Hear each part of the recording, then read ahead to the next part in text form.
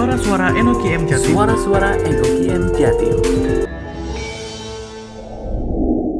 Halo, welcome back di podcast Suara-suara NOKM Jawa Timur bareng saya Marnala Sibuya. Bareng saya Alvan Ardi Wibawa.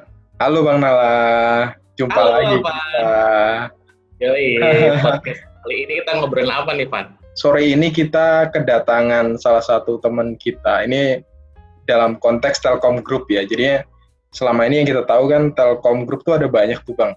Yang maksudnya media komunikasinya berangkat dari yang pertama telepon, kemudian sekarang bergerak ke bagian internet ya, wifi via IndiHome, sekarang fiber. Tapi jangan lupa juga Telkom juga punya satu departemen atau divisi yang ngurusin komunikasi itu via satelit. Yes, benar banget. Itu kita udah kedatangan tamu narasumbernya. Jadi salah satu teman kita ini yang bertugas di salah satu peluncuran ya Bang ya. Jadi dia ikut serta dalam perancangan sama pembuatan sampai dengan peluncuran satelit Telkom 3S. Telkom 3S tahun 2017 ya peluncurannya itu nggak salah. Jadi Oke, langsung kita invite aja kali ya. Oke. Kita kali ini Angga Risnando. Halo ya, Nando. Welcome Mas Angga. Halo Bro Nala, Halo. Alvan. Iya, halo. Panggilnya Nando apa Angga ini? Soalnya apa dari Angga? Nando aja, Nando.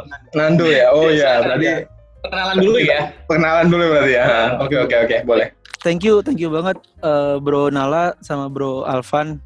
Sebelum saya memperkenalkan diri, saya mengucapkan terima kasih banyak nih buat NOKM Jawa Timur yang udah memberikan kesempatan kepada saya untuk kayak sharing-sharing lah. Walaupun sebenarnya sih masih banyak kekurangan, cuman ya apa yang saya dapatkan, apa yang saya pelajari selama ini pingin saya sharingkan juga sih sebenarnya supaya bisa bermanfaat buat orang yang mendengarkan. Amin. Mungkin perkenalan singkat dari saya. Nama saya Angga Nando, panggilan saya Nando.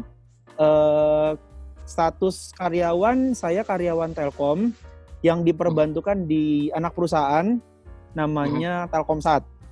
Oh, oke. Ya, jadi sekitar tahun 2018 itu Telkom memfokuskan untuk bisnis satelitnya itu di satu entitas bisnis sendiri, satu anak perusahaan sendiri namanya Telkomsat. Nah, semenjak itu kita nih karyawan Telkom yang fokus di bisnis, yang fokus di bidang teknologi satelit itu dipindahkan ke Telkomsat kayak gitu. Jadi biar lebih fokus gitu ya, Mas Nando ya? Ya, biar lebih fokus end to end bisnisnya di Telkomsat. Kalau mungkin dulu teman-teman tahu Metrasat, Patracom, nah, itu sekarang di merge jadi satu, namanya Telkomsat. Telkomsat ya. Jadi Metrasat, Patracom, sama Telkom yang di bagian yang ngurusin bagian satelit itu dipindahkan semua jadi satu, namanya Telkomsat. Untuk dunia satelit sendiri ya, Nando ini di kuliahan juga sudah dapat. Nah, terus di kerjaan ternyata siapa sangka ternyata kepake juga ya di kerjaan. Terus akhirnya di tahun berapa ya? 2015 ya Nando ya startnya. Akhirnya kamu berangkat ke Prancis ya? Sebenarnya kalau kuliah ya Bang, langsung aja Bang Nala ya. Gak enak manggil Bang. Ya ngaku ya kayaknya. Sebenarnya kalau pas kuliah Bang, frankly speaking itu gue nggak ngambil satelit sih. Nggak ngambil satelit. Sebenarnya waktu kuliah dulu kan lebih fokusnya ke wireless juga, tapi wireless yang seluler. Mobilcom ya. Tapi pas masuk Telkom itu kan, di Telkom itu setiap karyawan, terutama anak baru, itu tuh nggak bisa milih penempatannya mau di mana kan. Jadi harus siap ditempatkan di mana saja. Di mana aja, oke. Jadi ya kayak teman-teman lah, walaupun dia backgroundnya teknik elektro atau telekomunikasi, itu bisa aja ditempati di bagian marketing atau divisi akses atau divisi kabel laut gitu. Nah, kalau saya kebetulan dapatnya di satelit kayak gitu. Justru karena assignment ya, jadinya Mas Nando ya. Jadi bukan karena kita ada pengajuan, saya jago nih satelit. Enggak. Awalnya emang benar dari assignment ya. Dulu kuliah nggak ngambil satelit karena terlalu imajiner sih dulu. Iya, goib ya. Jadi kita kan nggak pernah tahu tuh bentuk satelit tuh kayak gimana. Terus ya pokoknya percaya aja lah dia itu ada gitu kan. Dia itu ada di suatu tempat gitu. Jadi kita percaya dia ada kayak gitu. Karena kita terutama kayak saya waktu itu di bagian satellite operation, di pengendalian satelit. Jadi kita setiap hari itu mengendalikan dan mencek status kesehatan satelit. Ya, jadinya kita setiap hari ngeliatin data yang nggak tahu siapa yang transmit, siapa yang ngontrol kayak gitu loh. Dipastikan fungsi-fungsi satelitnya normal ya dan masih utuh ya. Betul karena kan ini udah mulai sedikit sudah mulai sedikit bahas tentang job desk nih Nando. Tapi kita simpan dulu ya. Kalau sekarang ini Nando sendiri apakah masih di Telkomsat kah kesehariannya? Kalau dari tahun 2000 kan Telkomsat terbentuk 2018. Tapi officialnya itu kita 2019 masuk Telkomsat. Nah, sampai 2020 bulan Mei itu saya statusnya masih di Strategic Business Development di Telkomsat. Tapi per 1 Juni kemarin itu dapat tugas tambahan lah, dapat amanah dari Telkom untuk ditempatkan di Eksekutif Asisten di Kementerian BUMN. Eksekutif Asisten Wakil Menteri 1 Kementerian BUMN. Jadi representatif ya. Representatif ya. Betul, representatifnya Telkom di Kementerian BUMN. Oh iya. Di belakangnya ada tulisan BUMN tuh. Saya baru nyadar Bang, ternyata itu kode juga loh, itu message tersembunyi dari Mas Nando. Oh, nice. Mas Nando, kalau dari sisi kan sekarang jadi kayak double job ya, double agent lah ya. Dari sisi Telkom juga ada assignment, dari sisi Kementerian BUMN juga ternyata ada assignment. Jadi gimana jadi representatif. Nah, kalau dari sisi Mas Nando sendiri ngejalaninnya sendiri seperti apa selama ini? Dengan job desk kan ada tambahan job desk seperti itu ya. Kan itu beda major. Executive Assistant di Kementerian BUMN tapi di Strategic Development juga di Telkomsat. Itu gimana Mas? Ya, di bulan pertama sih masih handle majority kerjaan di Telkomsat ya. Masih sekitar 80% itu masih kita ngerjain. Cuman makin kesini tuh makin di handover sih. Tapi tapi ada beberapa program-program yang cukup strategis yang kebetulan saya pribadi yang ngawal dan menginisiasi. Jadi sampai sekarang tuh masih monitor. Ya. Tapi statusnya lebih monitoring sih. Kita mau fokus nih ke yang di Telkomsatnya ya. Jadi tadi sempat bilang kita mau monitor. Nah, lebih ke seperti apa sih yang dimonitor sama Nando sama teman-teman yang ada di Telkomsat gitu? Sebenarnya sih kalau di Telkomsatnya sendiri kan itu kan gabungan dari Telkom terus Metrasat sama Patrakom ya. Kalau Metrasat itu pasti ke teman-teman Telkomsel itu sangat familiar lah dengan Metrasat terutama. Karena link IDR kan ya. Link IDR untuk daerah-daerah terpencil. Kebanyakan pakai Visat ya, pakai Visat Metrasat. Nah, kebetulan itu di Telkomsat itu yang in charge itu di divisi operation. Jadi di bagian operation kayak gitu. Nah, dulunya itu Telkomsat itu fokusnya sementara di operation ground system kayak Visat kayak gitu-gitu. Sedangkan operation satelit itu masih di Telkom. Terpisah ya masih. Ya, semenjak dipindah ke Telkomsat, jadinya di Telkomsat itu operationnya itu end to end dari space segment ke ground segment kayak gitu. Nah, saya sendiri sih ya kalau di unit saya sendiri ya mendevelop bisnis apa yang cocok kayak gitu, yang cocok sesuai dengan backgroundnya kita, maksudnya sesuai dengan aset yang kita punya, yaitu kan space technology, satelit kayak gitu sih Mas. Jadi cenderung menawarkan produk ya, apa sih yang komunikasi yang bisa dihandle sama si satelit ini ya, ditawarkan ke pihak-pihak yang membutuhkan gitu ya Mas ya. Betul. Karena Telkomsat ini kan sebenarnya service provider ya, satellite service provider gitu. Jadi bagaimana kita bisa mengkreasikan produk-produk yang bisa mensolusikan kebutuhan masyarakat menggunakan satelit. Ini yang sangat berkesan yang jadi kayak milestone-nya Nando itu yang mana nih gitu? Boleh Iya, ya, pernah terlibat project apa sih yang sampai sekarang masih teringat ya? Ya,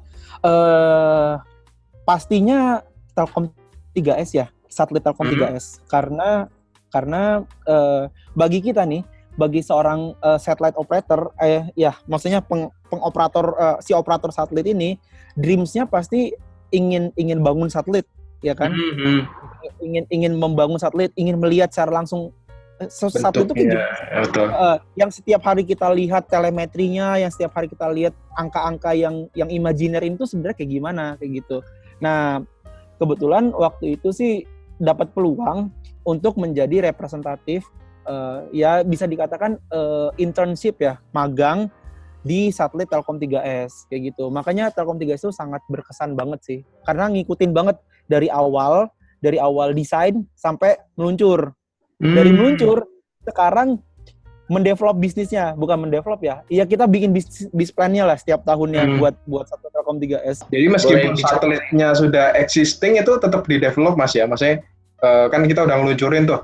Tapi ternyata masih tetap di sustain ya, di developnya ya gitu ya.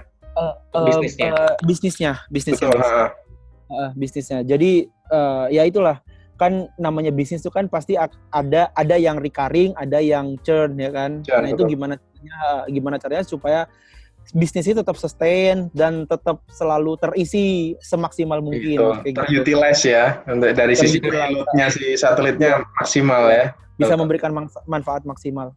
Betul.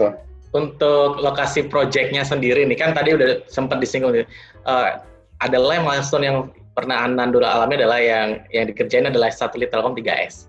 Nah, mungkin banyak di sini teman-teman yang masih belum tahu ya.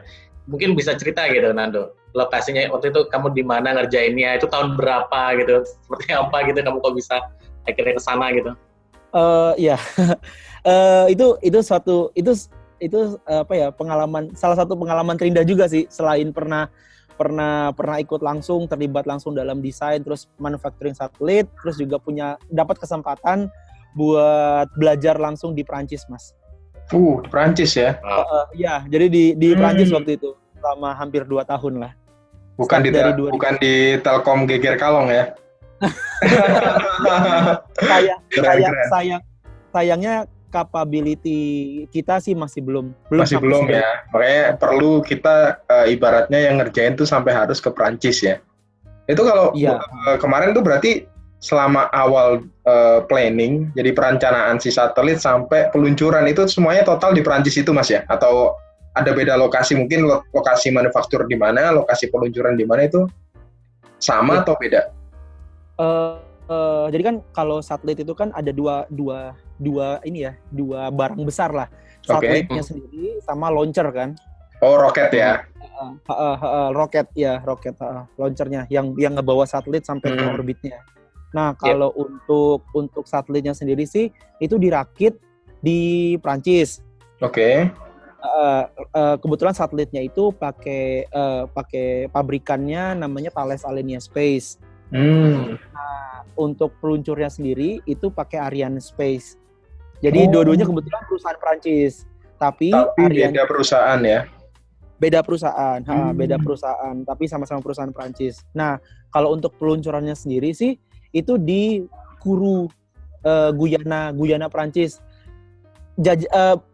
Bagian dari Prancis, tapi lokasinya di Amerika Selatan. Ya, sebelahan sama Suriname. Tapi itu masuk wilayahnya Prancis. Itu masuk wilayahnya Prancis. Itu bagian dari Prancis. Oke. Berarti memang terpisah jauh Mas ya, dari sisi produksi assembly si satelitnya sendiri berada di Prancis tadi, terus yang begitu untuk peluncuran dibawa ke Kourou ya. Ada shipment sekitar 2 bulan.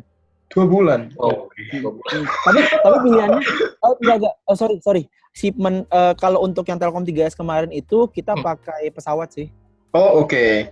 Iya, pesawat gede namanya Antonov. Oke. Pernah dengar tuh yang dia emang pesawatnya gede banget, mesinnya ada 6 kalau nggak salah, mesin turbojetnya itu. Pesawat Rusia tuh. Ya, pesawat Rusia, betul. Nah, itu kita kemarin pakai itu. Karena karena kita ngejar waktu ya. Durasi ya. Ngejar waktu. Kan kalau bisa kan satelit itu semakin cepat meluncur kan semakin baik ya. Betul, Benar. jadi lebih cepat servis ya. Betul. Nah, balik modalnya lebih cepat juga tuh. Iya. Makanya kalau bisa roll out cepat-cepatnya kan. Supaya Benar. Iya, benar. Iya, Jadi kemarin kayak gitu. emang ini Mas ya, berarti pas selama proses assembly itu in charge di departemen tersebut ya, join dengan para engineer yang ada di Thales Alenia ya. Ya. Kalau salahnya space. Nah, kebetulan kalau di kita itu kemarin tim Telkom itu dibagi dua, tim Telkom di project management sama internship. Nah, kalau project management itu dia itu fokus untuk ya itulah sebagai project manager ya. Jadi ngecek quality, terus ngecek Progress, time, waktu, progress segala macam yang di-report ke Telkom. Nah, kalau saya itu kebetulan sebagai internship. Jadi internship ini kelebihannya adalah kita ikut langsung, jadi masuk ke tim itu.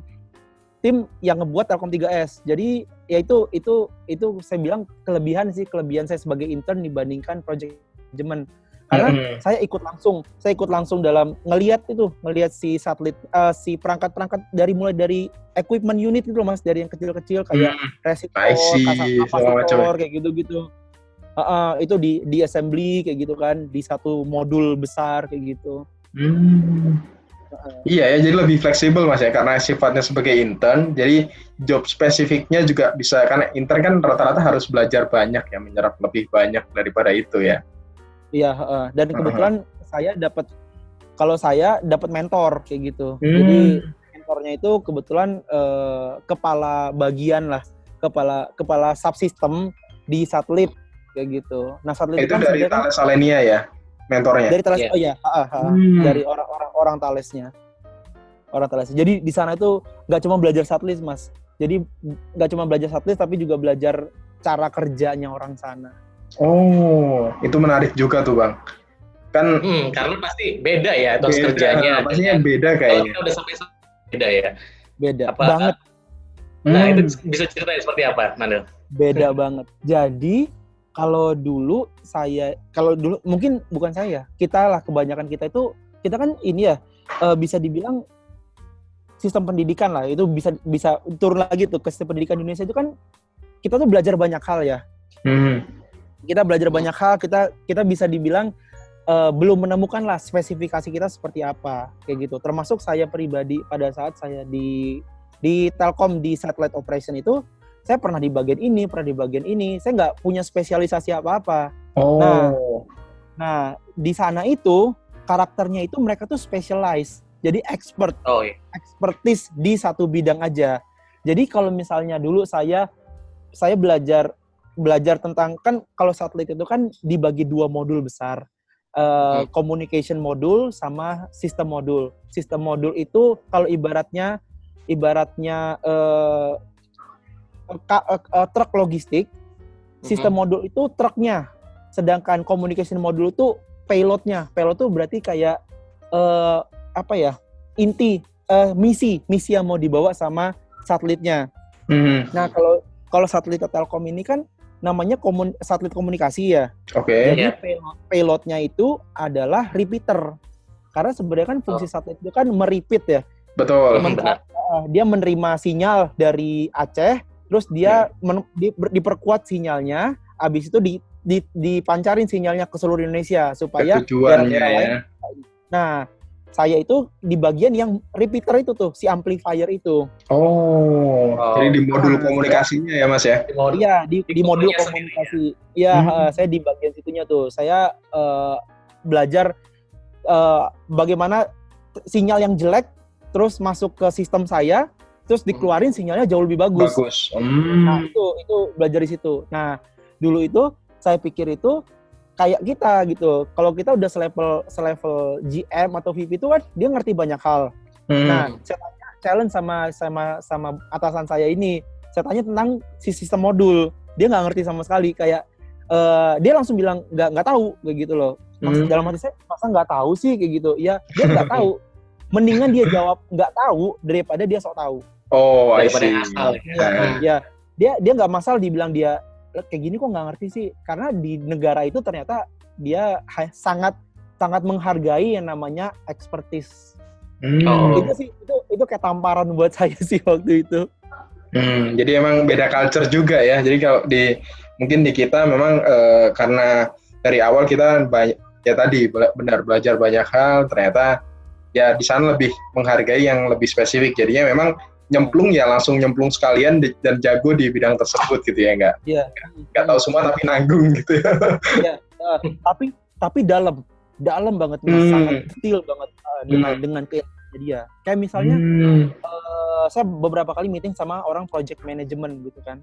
Orang project manajemennya Thales ya, bukan orang project manajemen Telkom. Orang project manajemen Thales itu dia sangat detail untuk project manajemennya, tapi pas ditanya tentang komponen dalam kayak communication module atau sistem modul dia nggak tahu gitu ya. Jangan tanya gue nggak tahu apa-apa masalah itu. Kayak gitu sih. Bener emang dibagi dan menurut keahliannya mereka, dan mereka juga nggak mau ikut campur terkait yang bidang yang di luar mereka gitu Mas ya. Terus terus sama lah Mas. Dulu kan 2015 saya umur masih 20-an lah, 25 gitu kan. Saya tanya karir sama mereka kan. Kayak kalian karirnya gimana di sini gitu. Kalian nggak pingin apa jadi VP atau jadi CEO gitu kan. Kalau kata mereka sih, di mereka tuh ada jenjangnya masing-masing kayak gitu. Ada jenjangnya masing-masing, dan kebanyakan orang-orang yang sudah jadi expertise kayak gitu, itu mereka prefer menjadi expert sampai akhir usia kerjanya mereka kayak gitu. Dibandingkan mereka harus ambisi, harus belajar yang lain, dan akhirnya mereka nggak jadi seorang expert dan menjadi seorang generalis, tapi mungkin bisa jadi VP atau CEO. Jadi emang bidang keahliannya ada dua jalur ya. Mereka memandangnya struktural sama expertise tadi ya. Kalau di kita kan ada struktural tuh Bang. Sama kayak kita dosen lah. Dosen kan ada yang fokus jadi peneliti, ada yang dia memang jadi kayak staffnya perguruan tinggi kayak gitu. Untuk Mas Alvan ngingetin, iya. Jadi di sana itu expertise dan mereka jadi peneliti. Karena itu related kan ya. Jadi kebanyakan dari mereka itu yang expert itu pasti rata-rata S3. Oke, benar-benar. Karena ya mereka selain ingin belajar, mereka juga ingin mengimplementasikan. Jadi apa yang mereka pelajari, mereka implementasikan di Thales. Terus apa yang mereka pelajari, mereka tulis sebagai paper. Atau publication mereka. Makanya research and development mereka jalan banget lah di sana. Jadi emang paper yang mereka kerjain itu yang ini ya, maksudnya diimplementasikan juga maksudnya, bukan paper kosong yang cuman buat syarat aja gitu ya. Ya memang dan itu jadi kebanggaan menarik ya emangnya. Kalau dari sisi ini ya pengalaman yang didapat juga cukup akhirnya tahu lebih melek lah dari sisi perbedaan culture tadi. Sebenarnya aku mau nanya Mas, balik lagi nih ya. Sebenarnya kan kita Telkom menginisiasi proyek Telkom 3S. Sebenarnya tujuan awalnya diinisiasi proyek Telkom 3S ini untuk apa sih Mas sebenarnya? Telkom 3S ini kan bisa dibilang satelit yang agak sedikit beda sama satelit-satelit Telkom yang ada di sebelumnya. Oh, pendahulunya. Yang bikin beda. Ya, yang satelit-satelit Telkom 2, Telkom 1 dan sebelumnya. Yang membedakan itu adalah satelit Telkom 3S itu dia punya frekuensi kerja yang namanya Ku-band. Sedangkan satelit-satelit yang lain itu belum ada Ku-band. Dan Telkom melihat tren kebutuhan demand ke depannya itu menggunakan Ku-band. Makanya kalau misalnya Telkom masih pakai aset yang ada sekarang, itu nggak bakal bisa menggrab market yang ada. Nggak bisa ikutin tren ya. Betul. Jadi, betul Bang. Selain itu ada lagi nggak? Maksudnya perbedaan akhirnya kita butuh nih satelit Telkom 3S gitu. Nggak cukup dengan existing selain frekuensi yang tadi itu. Ya, yang pertama itu. Yang kedua, waktu itu kebutuhan C-band emang lagi tinggi-tingginya sih. Jadi kita supply-nya kurang, demand-nya banyak. Makanya kita harus bangun. Makanya di satu Telkom 3S itu pakai dua frekuensi C-band sama frekuensi Ku-band. Sebenarnya kalau ini Mas, kalau tadi kan sempat ngutip dari Mas Nando juga, kan demand tinggi nih kita. Sebenarnya kalau di Indonesia sendiri, demand untuk penggunaan pemanfaatan satelit itu di sisi apa sih? Apakah kalau kita tahu kan ada VSAT yang buat bank itu ya mungkin ya. Jadi bank-bank ATM, nah itu kan pakai VSAT. Terus kemudian mungkin kalau di sisi seluler kita Telkomsel pakai IDR tadi. Transport ya, IDR. Transportnya. Nah itu kalau di sisi Indonesia sebenarnya demand yang tinggi itu untuk pemanfaatan apa sih sebenarnya kalau satelitnya? Ya, sampai saat ini sih kontribusi terbesarnya itu emang dari itu sih, dari VSAT sih. Oh VSAT ya? Kontribusi yang paling besar itu VSAT, baik itu VSAT untuk satelit, VSAT untuk seluler sebagai backbone itu besar banget itu, terutama di Indonesia Timur kan. Itu sangat sangat besar. Terus yang kedua VSAT untuk banking. Terus kemudian untuk government, terutama government di daerah-daerah terpencil ya, di desa-desa atau kecamatan yang lokasinya sangat tidak terjangkau sama seluler mungkin, atau apalagi sama fiber optik gitu. Selain itu, kita juga fokus untuk connectivity di perkebunan, pertambangan. Terus selain itu juga di maritim juga, di maritim. Oh, maritim ya, komunikasi antar kapal gitu Mas ya? Ya, bisa komunikasi antar kapal atau komunikasi kalau misalnya kapal penumpang itu biasanya buat internetan penumpang sih. Oh iya. Soalnya ada sekarang beberapa kapal feri yang sudah bisa internetan ya. Dia nge-provide wifi selama pelayaran. Makin kesini sih makin aplikatif ya, kayak buat IoT juga untuk backhaul. Soalnya kalau terkait tadi ya menarik sih, kayak case-nya pertambangan ya Mas ya. Dulu aku sempat nge-handle ini, ibaratnya ada survei gitulah. Jadi di suatu pertambangan itu, cerita jadinya nih. Jadi satu perkebunan itu kita akses ke sana tuh 6 jam perjalanan itu nggak ada sinyal sama sekali. Jadi memang benar-benar airplane mode dan muter-muter gitu. Jadi pas sampai sana ada sinyal, cuman ternyata itu dari pakai IDR itu. Dan yang menderita adalah ya, jadi pain-pointnya mereka adalah saat kan pegawainya banyak, sehingga desekan kan yang make tuh berebut. Bahkan SMS-nya baru sampai 3 hari kemudian, 2 hari kemudian. Jadi memang benar-benar itu. Jadi kalau dari sisi tadi Mas, balik lagi ya, maksudnya kalau corporate kayak gitu, pelayanan pertambangan itu kita si 3S ini melayani untuk kayak ibaratnya yang apa ya, retail ya, bukan sampai kita harus paketnya harus gede, minimal nyewa berapa mega gitu kah, atau retail juga bisa masuk langsung gitu? Tadi ada satu layanan tuh yang belum saya sebutin, dan layanan itu kita produk kita namanya Mango Sky. Jadi itu layanan VSAT untuk pelanggan langsung gitu, kayak retail lah kayak gitu. Jadi VSAT yang langsung bisa dipakai di rumahan. Oh, gitu. Nah, jadi memang modulnya emang support ya untuk perseorangan retail gitu ya. Iya. Jadi antenanya antena kecil. Nah, Telkom 3S itu banyak kapasitasnya dipakai untuk Mango Sky itu. Kenapa? Karena kan KU band itu frekuensinya tinggi ya Mas ya, di atas 11 giga. Kelebihannya itu adalah bandwidth-nya lebih besar dibandingkan si band yang hanya sekitar 3,5 sampai 4 giga kayak gitu. Yang bandwidth-nya juga jauh lebih kecil. Karena bandwidth-nya jauh lebih besar, terus penggunaan diameter antenanya itu juga jauh lebih kecil. Jadi bisa hanya 0,9 meter lah. Cuman kekurangannya semakin tinggi frekuensi itu semakin rentan noise, rentan sama redaman hujan juga. Betul, cuaca. Tapi itu bagi consumer segmen itu mereka nggak terlalu masalah sih, masih kompromis lah. Kompromis lah, masih proper untuk mereka, masih layak lah untuk digunakan ya, karena tadi perseorangan tadi Mas ya. Betul. Yang penting harga di mereka jadi jauh lebih kecil. Ya. Makanya kayak U-band pada saat itu masih sangat menarik karena yaitu dia bisa menawarkan harga yang lebih rendah dibandingkan C-band. Walaupun tingkat availability-nya di bawah C-band. C-band, oke. Kayak misal Telkomsel nih. Telkomsel itu kalau saya pribadi sih pasti milihnya availability kalau bisa 100% kan. Iya. Makanya kayak U-band jadi kurang menantang buat Telkomsel. Iya ya, karena memang dari sisi aplikasinya juga kan tadi masih balik lagi standarnya mungkin kalau perseorangan karena servis yang dilayani juga mereka ya mungkin standarnya ya udah yang penting bisa komunikasi ya, bukan benar-benar pure orientasi ke quality layanannya gitu ya concernnya. Iya, itu ya ada ya itulah apa ya? Ya bergainingnya ya, maksudnya Iya, betul. kalau misalnya kita ya pingin harga bagus, kualitasnya biasanya ngikut bagus. Ikutin, betul. Kualitinya kurang bagus ya harga juga turun. Oke. Nah, luar biasa banyak banget ya ternyata tujuan pembuatan untuk satelit juga.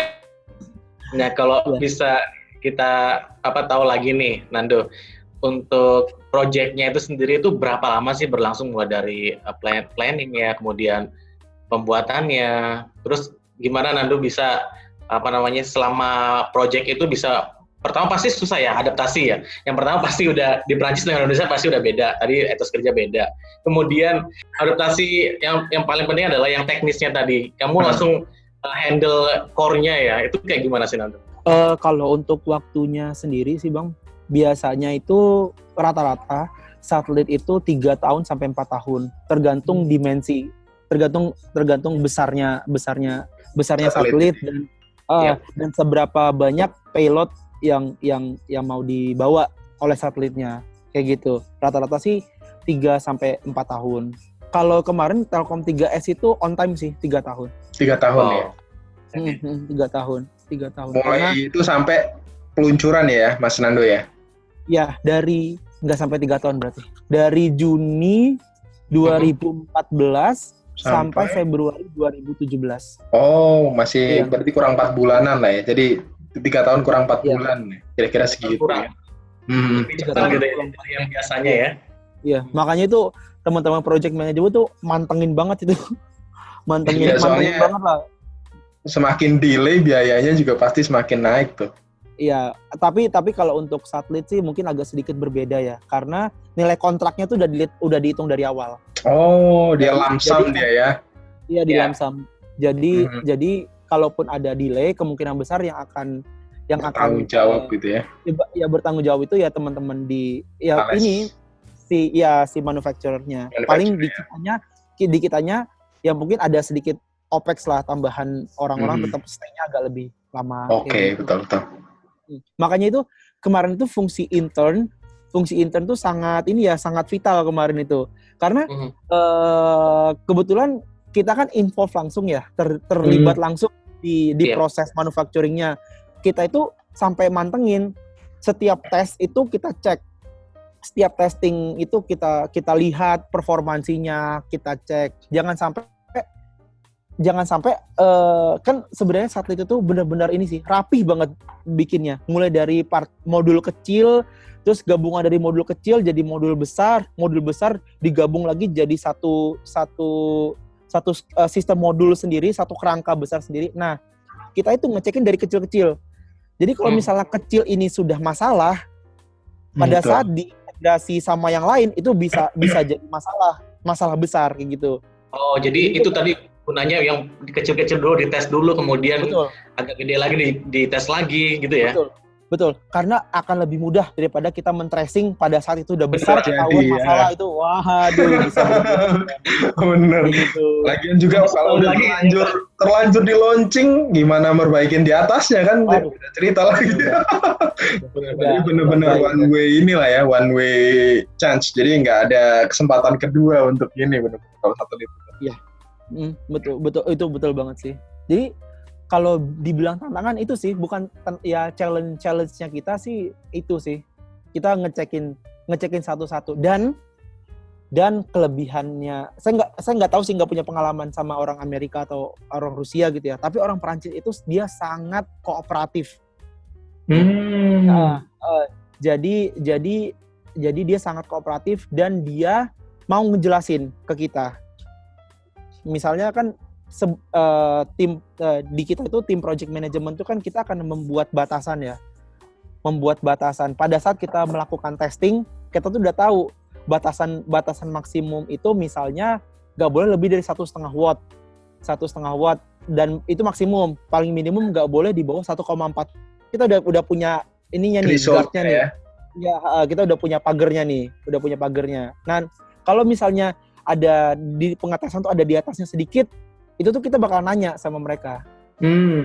Karena kita sebagai intern tuh punya tanggung jawab moral lah sama teman-teman project management, karena mereka akan tanya ke kita, ini kenapa masalahnya, dan kita harus Bisa tahu tuh. jawab, ya.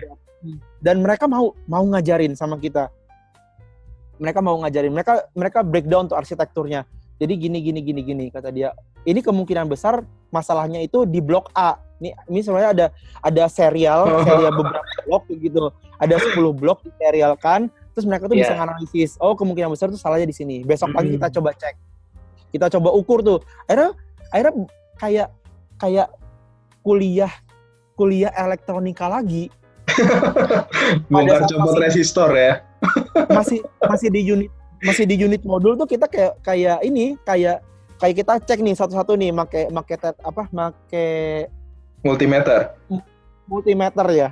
Multimeter. Pakai multimeter dicek satu-satu kayak gitu-gitu. Akhirnya ini ketahuan. Gitu. Keren berarti. Ini berarti benar-benar ilmu kuliahnya juga secara langsung kepake ya.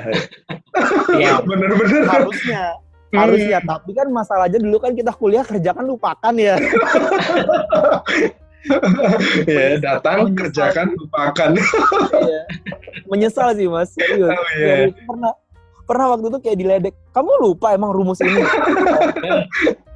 Iya ya. Bukan lupa sih, kayaknya nggak pernah diajarin, atau ya diajarin tapi kita nggak ngerti, ya udah. Iya, benar. Kalau ini Mas Nando, kalau selain tadi kan challenge terkait ini ya, proses perakitannya sendiri. Maksudnya dari sisi lain, seumpama dari sisi agility-nya, ibaratnya umur kerja satelit tuh berapa sih maksudnya? Kan kita tadi project udah 3 tahun, nggak mungkin dong ternyata umur kerja satelitnya kurang dari 3 tahun, kan itu memang nggak layak ya, nggak proper ya. Kalau sebenarnya dari sisi satelit itu normalnya berapa sih untuk usia kerjanya gitu? Normalnya kalau untuk satelit yang ada di Indonesia ya, terutama di Telkom, itu rata-rata kita 15 tahun. 15 ya? Emang didesain 15 tahun. Jadi teman-teman di Thales itu mereka mendesain, terus kemudian mereka ngisi bahan bakarnya juga untuk yang 15 tahun. Iya, kalkulasinya. Terus habis itu semua komponen-komponennya juga lifetime-nya juga rata-rata 15 tahun gitu. Nah, kalau ada defect nih Mas, kayak seumpama ternyata ada gangguan, nah dari si Thales sendiri ada garansi gitu nggak sih? Maksudnya gangguan pada saat sudah di angkasa? Betul. Sudah serving gitu ya, gitu. Sudah on air. Kalau sudah di angkasa itu akan ada proses berita acara serah terima gitu lah. Waduh. Jadi semua resiko ya ditanggung si kitanya, Telkom ya. Pemilik di satellite owner-nya kayak gitu. Dan kalau di kita sih kita insurance kan pasti. Oke, betul. Seperti itu ya. Solusinya diasuransikan. Karena tadi ya emang dia bertanggung jawab pure untuk manufacture ya, untuk operasional mereka nggak ini lagi ya. Ya, itu terkait lossesnya ya Mas ya. Tapi kalau untuk ada kendala apapun mereka selalu monitor. Jadi setiap tahun itu si Thales itu akan membuat suatu event beberapa hari, dia mengumpulkan semua operator satelit yang menggunakan satelit. Menggunakan produknya dia. Di sana itu nanti si satellite operator ini akan sharing pengalaman atau sharing experience lah, sharing problem juga. Misalnya perusahaan A nih kemarin itu satelitnya dia mengalami gangguan kayak gitu. Nah itu dia sharing ke si perusahaan BCD yang lain kayak gitu. Misalnya supaya kalau ada case kayak gini ada lesson learn lah. Kayak gitu. Berarti selain representatif kan kita operator dari sekarang kan udah serving ya, operator kan pasti dari Telkom ya Mas ya. Nah, kalau itu berarti tetap ada representatif dari si Thalesnya sendiri ya, kalau emang itu ya. Mereka siap untuk ditelepon atau ada kontak senternya ya, kalau ada terkait kendala yang kita emang nggak bisa handle gitu ya. Iya, mereka siap support. Oke. Nah, kalau dari sisi ini Mas, si trennya sendiri sebenarnya kalau dari efektivitasnya selama sudah diluncurkan sampai sekarang itu si 3S ini performasinya menurut Telkom tuh seperti apa sih? Udah memenuhi atau hampir memenuhi atau gimana sih kalau dari sisi kriteria itu? Kalau dari kriteria, karena kita mulai dari saat pabrikasi itu sampai meluncur itu kan sudah sesuai kriteria, dan pada saat di orbitnya masih sama, masih konstan, masih konstan, performasinya masih bagus kayak gitu. Dan alhamdulillah sampai 3 tahun ini satelit itu di orbit nggak ada kendala sama sekali. Kendala ya. Terus dari sisi BEP sendiri kayak normalnya untuk break even point kan tadi kan usia kerja si satelit 15. Untuk break even point-nya biasanya satelit Telkom tuh di berapa tahun sih Mas kalau boleh tahu? Konfidensial. Jadi tertarik jadinya. Karena ini sebenarnya sih di Google juga banyak sih. Banyak mahasiswa kita pasca sarjana itu yang melakukan analisis terhadap investment satelit. Investment ya. Dan di sini saya bisa sharing rata-rata sih kalau 15 tahun dia itu 8 tahun sih. 7 sampai 8 tahun. 7 sampai 8. Setengahnya ya. Itu dengan kondisi utilisasi minimal 85%. Oh, jadi memang lumayan penuh juga ya. Iya, kalau lumayan penuh ya bisa 7 tahun gitu. Oke. Berarti maksudnya cukup, kalau di sisi kita cukup risky juga Mas ya. Maksudnya dari sisi dengan utilisasi kita harus mencari 85% dan 7 tahun. Dan itu harus konstan selama 7 tahun baru bisa break even point gitu ya. Ya memang kalau dari sisi kita orang awam kalau ngelihat kan dari sisi investment mungkin kurang ini ya, tapi kalau dari sisi Telkom 3S kan pasti ada misi lain yang diusung ya.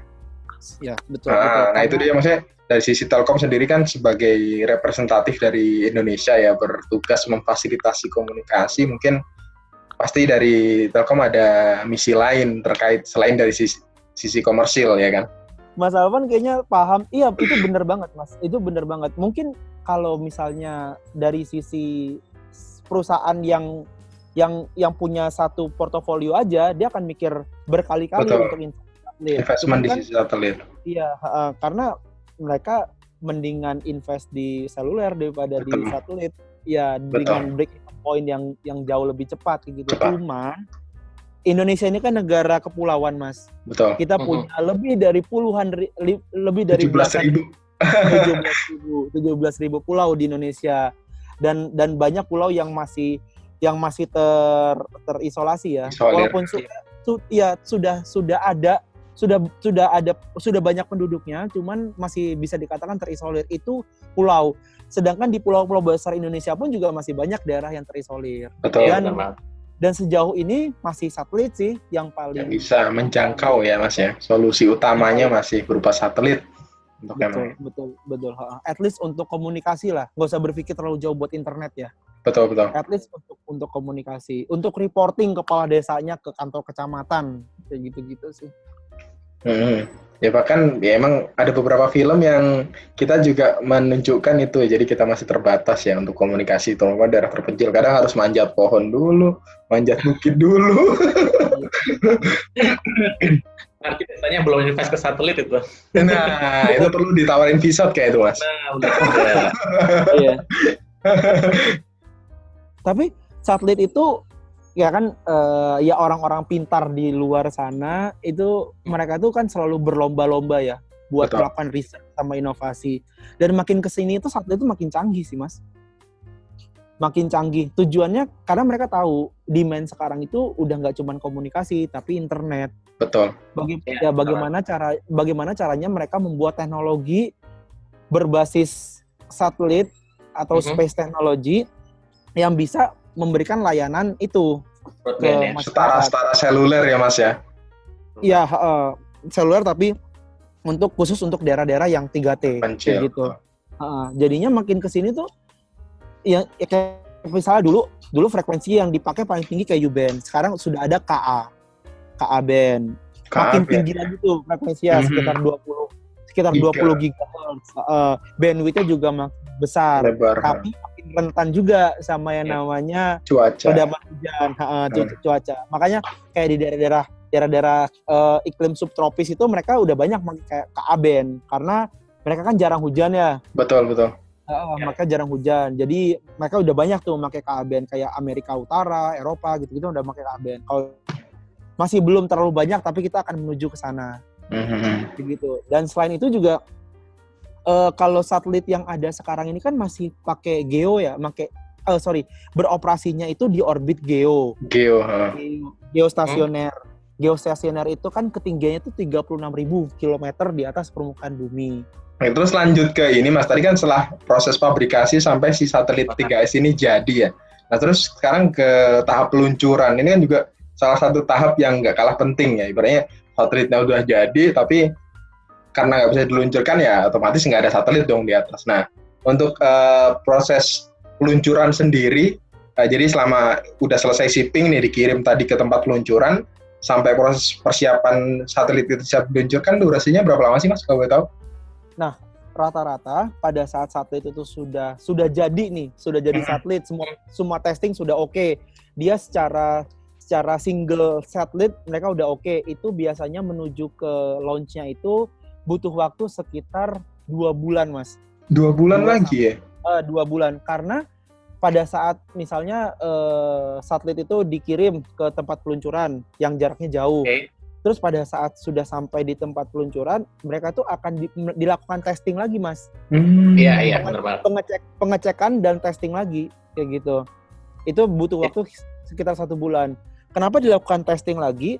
Karena takutnya ada defect atau ada kendala apa pada saat shipment. Betul. Nah, akhirnya harus ganti apa namanya perangkatnya harus ganti lagi kayak gitu kan ya. Modulnya betul, ya kan. Betul, Bang. Benar. Tapi kemarin itu sempat kejadian nggak ya? Nggak ada sempat lancar ya berarti ya. Tapi ada case satelit lain, mereka pada saat sampai di lokasi itu ada defect yang cukup besar. Istilahnya penyok lah. Waduh. Oh. Sebelum meluncur penyok. Waduh. Itu kan cukup berbahaya ya. Jadi Iya. akhirnya mereka testing lagi, ganti alatnya lagi, kayak gitu, ganti perangkat, ganti equipment-nya lagi, kayak gitu.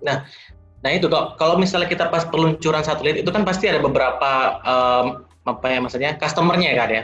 Ada beberapa customer, nggak cuman satu Telkom 3S, ada vendor-vendor lain yang memang ikut juga diluncurkan dengan roket yang sama ya. Nah itu apa karena itu jadi kita akhirnya menunggu misalnya ada defect, kita harus nunggu satelit yang lain kayak gitu. Itu tantangan, Bang. Itu tantangan dan isu yang sering terjadi. Kan peluncur itu kan urut kacang ya, antrian ya. Misalnya rata-rata sih kayak Arianespace itu sebulan itu bisa dikatakan 4 kali peluncuran. Minggu pertama, minggu kedua sampai minggu keempat. Itu kan udah dijadwal nih. Kalau misalnya ternyata harusnya minggu pertama ini meluncur, ternyata ada satu dan lain hal menyebabkan mereka nggak jadi meluncur, itu mundur. Mundur gitu. ke minggu kedua, nggak bisa maju ya belakangnya ya. Nggak bisa, yang lain tuh nggak bisa maju. Kayak gitu. Nggak bisa maju. Sangat ini soalnya sangat sangat menantang kalau misalnya kita memajukan waktu peluncuran, mendingan kita mundurin. Betul. Karena soalnya prosesnya tadi ya, kesiapannya juga ya Mas ya. Tapi biasanya sih itu tuh akan dirapatkan sih. Misalnya ada isu kayak gitu tuh, mereka akan ngundang si pabrikasi ngundang nih, ada slot nih tanggal segini nih karena ini mundur, ada yang berani nggak maju? Resiko itu tadi. Resiko, betul. Jadi si peluncurnya nggak akan ngambil resiko yang ini maju ya, kayak gitu. Kayak angkot jadinya nanti Bang. Ya angkot. Ditawarin aja kalau mau ya. Gitu. Benar. Nah terus kan peluncuran kan tahap final nih Mas Nando. Jadinya perasaan selama proses peluncuran itu gimana sih? Pasti deg-degan gitu ya? Atau ada perasaan lain gitu yang... Iya, akhirnya sampai ke orbit yang kita mauin gitu loh, Nando. Gimana sih? Kayak itu berapa lama ya? Deg-degannya itu dari mulai sampai di tempat peluncuran itu deg-degan, Bang. Karena kita harus testing lagi kan. Kita harus testing lagi. Takutnya fasilitas pengujian yang ada di pabrikan peluncuran Oh. pabrikan di peluncuran itu berbeda. Beda. Karena di peluncuran itu ada 3 hal penting yang harus kita testing. Yang pertama itu adalah kita akan ngetes satelit itu bagaimana dia bisa tahan sama panas. Oke. Karena roket itu kan panas banget pasti kan. Karena ya itu seberapa banyak itu api yang keluar kan, energi yang keluar di situ itu luar biasa, kalornya tinggi banget kayak gitu. Terus yang kedua, bagaimana satelit bisa tahan sama yang namanya Guncangan. suara akustik. Suara ya. Iya, kan satelit kan pada saat meluncur itu kan meluncur kan bunyi gitu, bahkan sampai itu udah berapa ratus oktav kali itu ya. Itu seberapa tahan si satelit itu, takutnya ada yang pecah, komponen pecah atau apalah terjadi gitu ya. Itu kita bilang acoustic test.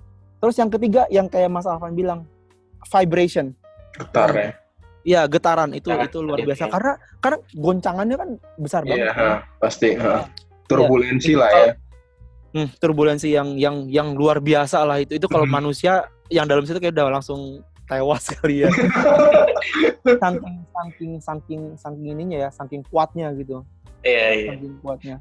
Jadi ada 3 pengetesan tadi itu yang di handle langsung oleh si Thales-Alenia-nya atau si Aero yang tadi yang untuk peluncuran? Tempat peluncuran. Itu kalau di situ udah 3 tuh Bang, yang paling berperan di situ. Bukan yang berperan ya, yang sangat concern di situ. Yang jelas yang pertama si Arianespace, mereka akan menggunakan fasilitas mereka. Yang deg-degan yang kedua pasti manufacturer-nya si Thales-Alenia. Si Thales-Alenia Space. Yang ketiga kita, kayak gitu. Pemiliknya ya. Satellite owner-nya, kayak gitu. Nah, itu kan tadi testing Bang, udah semuanya aman. Nah, pada saat sudah sampai nih satelitnya, sudah diletakkan nih di launchernya, itu juga deg-degan. Deg-degannya itu pertama kita takut jadwalnya mundur. Karena si Arianespace itu dia pasti akan ngecek kondisi cuaca. Oke.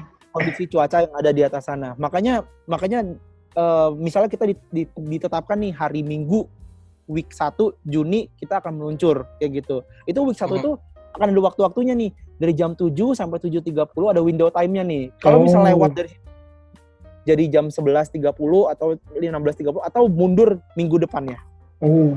Kayak gitu. Kadang mereka ngecek nih, kan pada saat roket itu meluncur, dia jangan sampai ada angin kenceng, akhirnya dia malah belok kemana gitu. Trajektorinya malah jadi kacau kayak gitu. Iya. Jadi harus clear sky. Makanya rata-rata lokasi peluncuran itu pasti di daerah ekuatorial. Di ekuatorial, di mana ya bisa dikatakan bisa diprediksikan lah. Cuacanya ya lebih gampang diprediksi ya Mas ya. Diprediksikan. Dan juga untuk sampai ke orbitnya itu jauh lebih cepat dibandingkan yang di utara. Karena kan orbit satelit kan pasti di atasnya ekuator kan. Oke. Kalau tadi Mas balik lagi, tadi yang dibilang durasinya dari proses si roket itu si satelit itu diluncurkan sampai menempati orbit itu berapa lama sih durasinya? Jadi banyak ini Mas. Deg-degannya tuh belum sampai situ Mas. Iya. Karena pokoknya nggak bisa tidur aja sampai si satelitnya itu keluar dari launchernya sesuai dengan titik yang kita kalkulasikan gitu. Nah, itu biasanya dari meluncur sampai ke titik itu tuh 2-3 jam. Kayak gitu. 2-3 jam. Terus dari meluncur dari terbuka nih kan launcher itu kan satelit itu kan ada di dalam fairing ya, istilahnya kayak kapsul. Ya, ada tutup kapsul itu terbuka, satelitnya kan keluar. Terus habis itu dia barulah dia sendirian tuh di tengah antarbrantar. Di tengah kegelapan antariksa itu menuju ke slot orbitnya. Nah, itu biasanya sekitar 2-3 bulan. Tapi itu balik lagi ke teknologinya. Kalau dulu itu kita masih pakai propelan ya. Jadi masih pakai bensin, minyak tanah. Masih pakai minyak tanah. Jadi bahan bakar itu masih pakai minyak tanah. Jadinya lebih cepet kayak gitu. Tapi kekurangannya dia kan berat ya. Cairan soalnya ya. Cairan berat. Maka akan mempengaruhi si ini juga sih. Lifetime-nya itu ya. Beratnya itu mempengaruhi lifetime-nya, terus habis itu mempengaruhi harga launcher-nya juga, kayak gitu. Nah, sekarang ini teknologinya sudah makin canggih, jadi pakai elektrik. Oh. Electric propulsion lah istilahnya. Nah, elektriknya itu dia akan lebih lambat sih. Yang tadinya bisa 2 bulan, bahkan kurang, nggak nyampe 1 bulan mungkin, jadi bisa sampai 6-7 bulan. Buset. Wow. 6 kali lipat ya jadinya ya. Iya. Dan itu sudah adakah satelit milik Telkom yang sudah memakai bahan bakar itu, elektrik itu? Baru-baru ini sih teknologinya. Baru aja ya, tapi belum berarti ya, belum diimplementasikan berarti ya. Untuk yang kedepannya nanti kita pakai kayak gitu. Karena lebih murah juga sih. Iya benar banget. Jadi setelah gini, 1 bulan atau 2 bulan sudah menempati orbit nih.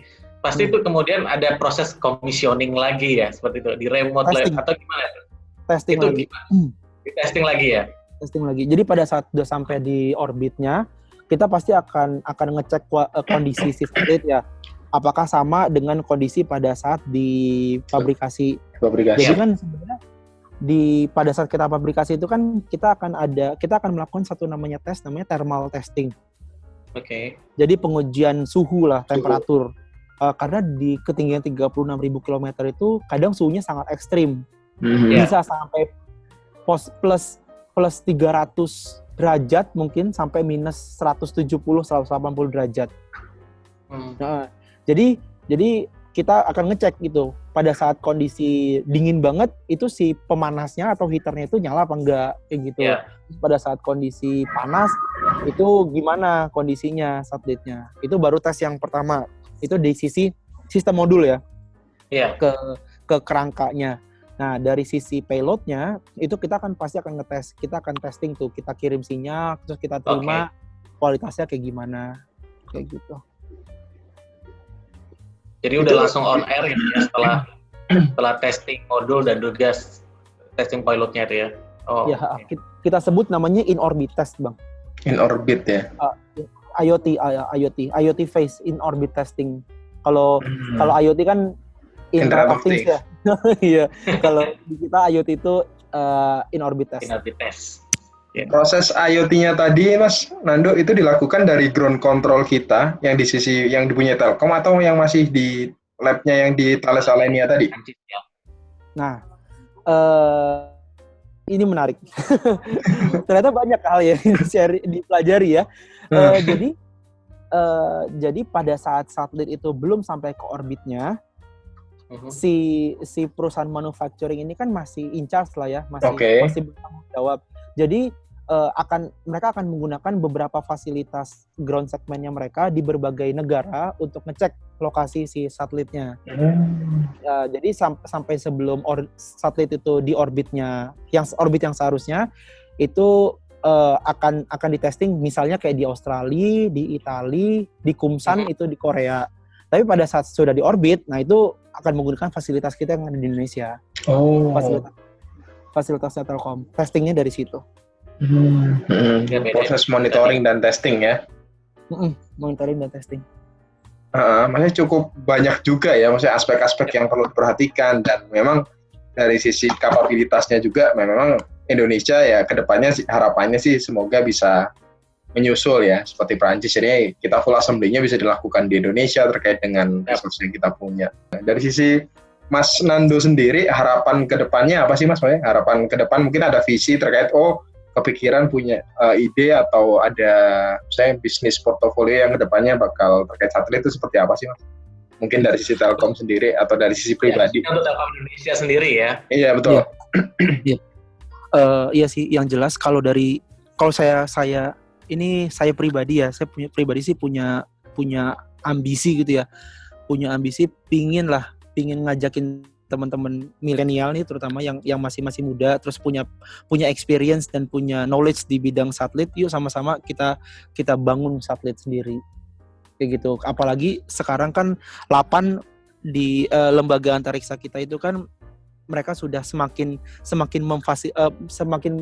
membangun semakin banyak nih fasilitas-fasilitas yang mendukung pembangunan Satelit. manufacturing satelit, dan emang goals-nya adalah kita bisa merdeka di satelit sih. Itu yang pertama sih. Terus yang kedua, kita juga, kalau dari saya pribadi sih, saya ingin explore lebih jauh. Kita itu nggak cuma di satelit komunikasi aja, tapi juga kita juga ingin expand expertise kita, experience kita itu di satelit observasi, satelit navigasi, di mana selama ini satelit-satelit itu tuh masih didominasi oleh negara-negara luar. Negara-negara luar. Karena Indonesia ini sangat butuh sekali sih satelit-satelit seperti itu. Dan pasarnya sendiri banyak juga gitu ya untuk Indonesia sendiri. Demand-nya cukup banyak gitu ya. Betul. Emang cukup menantang karena dia itu solution based. Jadi kita nggak bisa kayak satelit yang hanya jual bandwidth beres gitu. Kita tuh harus mengemas menjadi suatu hal yang bisa menjadi solusi untuk pelanggan kita. Betul. Gitu. Solusi siap pakai ya jadinya ya Mas ya, nggak cuman kita nyediain selangnya aja, tapi juga end to end produknya yang bisa sampai dinikmati dan digunakan itu seperti apa ya. Betul sekali Mas. Oke. Cukup menarik banget. Mungkin nanti Mas kalau ada sharing, saya berminat nih kayaknya. Terakhir semoga kolaborasi di internal Telkom Group, betul. Itu semakin erat lah. Betul. Kita amin. sama-sama mensolusikan yang terbaik buat negara. Betul. Ya karena memang selama ini juga yang kita cukup sayang, maksudnya kita punya resource yang cukup memadai, fasilitas kita semua ada, tinggal bagaimana kita mengemas itu agar menjadi sebuah institusi yang terintegrasi dan produknya juga bisa lebih user friendly lah, dan solusinya juga bisa lebih banyak seperti itu. Yes. Ya, amin. Oke, Bang Nala, sepertinya kita sudah berada di ujung sesi nih sama Mas Nando. Mas Nando, sekali lagi saya sama Bang Nala, terima kasih banyak sudah sharing bareng dengan teman-teman NOKM Jatim dan teman-teman pendengar podcast Suara-Suara NOKM Jatim. Ya, keep in touch Mas, mungkin nanti kedepannya jika ada topik yang mungkin bisa kita update dan terkini, mungkin kita bisa sharing-sharing lagi nih. Lebih dalam lagi ya. Betul sekali. Selalu senang. Sukses selalu Bang Nala, Mas Alvan, teman-teman NOKM Jawa Timur, sukses selalu. Terima kasih. Oke, Bang Nala. Thank you. Terima kasih teman-teman semua yang udah dengerin podcast kita hari ini. Sukses selalu, sehat selalu, dan sampai jumpa di podcast kita edisi berikutnya. Bye-bye. Bye-bye. Terima kasih banyak.